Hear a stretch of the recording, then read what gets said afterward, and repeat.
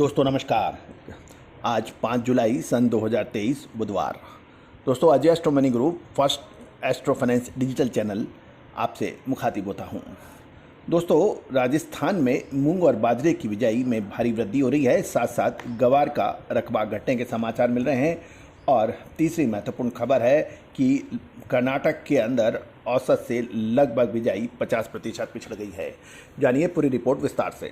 दोस्तों आज astro money group देश का पहला चैनल जो 42 कमोडिटीज 5 मार्केट पर लगातार अपडेट आप तक पहुंचाते हैं।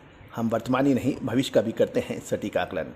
दोस्तों आज हम चर्चा कर रहे हैं सबसे पहले ग्वार सीड के रकबा और मूंग और बाकी फसलों की बिजाई राजस्थान से। राजस्थान में मूंग और बाजरे की बिजाई में शानदार बढ़ोतरी हो रही है, जबकि ग्वार का रकबा घटने की संभावना नजर आ रही है। दोस्तों राजस्थान उन गिने चुने राज्यों में शामिल है जहां चालू वर्ष के दौरान केवल विपर्जय मातूफान के कारण कई जिलों में अत्यंत मूसलाधार बारिश हुई, बल्कि दक्षिण पश्चिम मानसून भी अपने नियत समय से करीब 6 दिन पहले ही पहुंचा। इससे राज्य के विभिन्न भागों में काफ़ी अच्छी बरसात हुई, जिससे किसानों को विभिन्न खरीफ की फसलों की बिजाई में काफ़ी मदद मिली।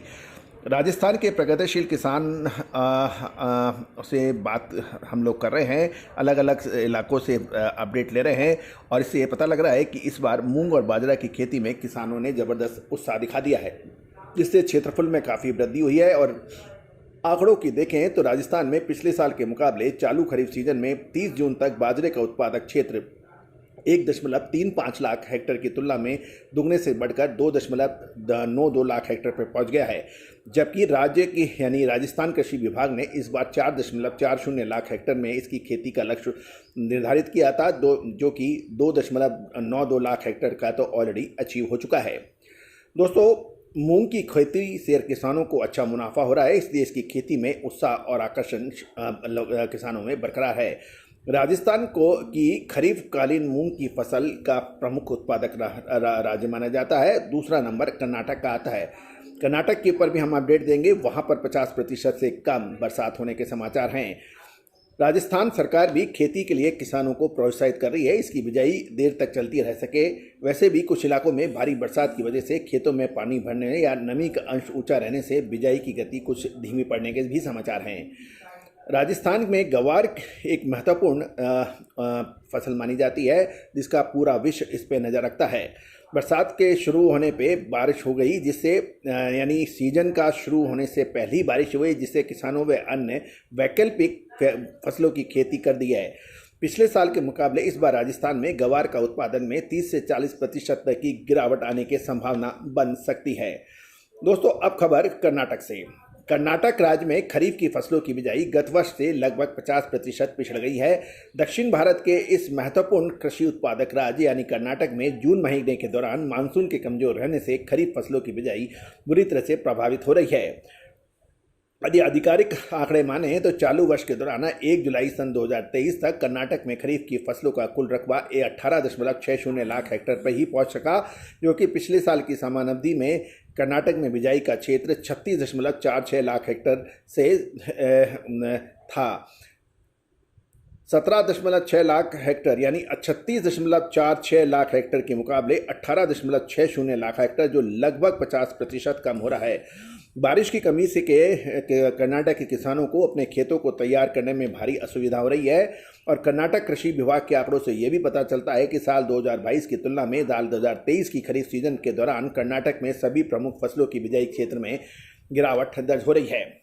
अनाजी फसलों में धान का उत्पादन 92,000 हेक्टेयर से गिरकर मात्र 51,000 हेक्टेयर में पहुंच गया है। जवार का 40,000 हेक्टेयर से फिसलकर 20,000 हेक्टेयर और मक्का का 8.85 लाख हेक्टेयर से घटकर 4.2 लाख हेक्टेयर तक पहुंच गया है। बाजरे का क्षेत्र 91,000 हेक्टेयर से घटकर मात्र 26,000 हेक्टेयर पर सिमट गया है। कर्नाटक मक्का का एक प्रमुख उत्पादक राज्य माना जाता है और दलहन की फसलों में भी कर्नाटक अरहर में का उत्पादन 5.15 लाख हेक्टेयर से उड़कर 2.21 लाख हेक्टेयर रह गया है।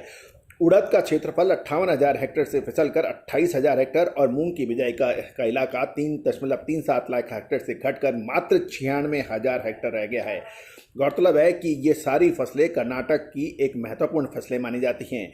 गौरतलब है कर्नाटक देश में तुअर का सबसे प्रमुख और मूंग का दूसरे सबसे बड़ा उत्पादक राज्य माना जाता है। इसी तरह तिलहन की फसलों में मूंगफली का उत्पादन क्षेत्र 2022 में 1.13 लाख हेक्टेयर से घटकर मात्र 34,000 हेक्टेयर और तिल का 15,000 हेक्टेयर से फिसलकर मात्र 8,000 हेक्टेयर, सूरजमुखी का 1.09 लाख हेक्टेयर से लुढ़ककर 30,000 हेक्टेयर और सोयाबीन का बिजाई क्षेत्र 3.38 लाख हेक्टेयर से गिरकर 1.35 लाख हेक्टेयर पर आ गया है।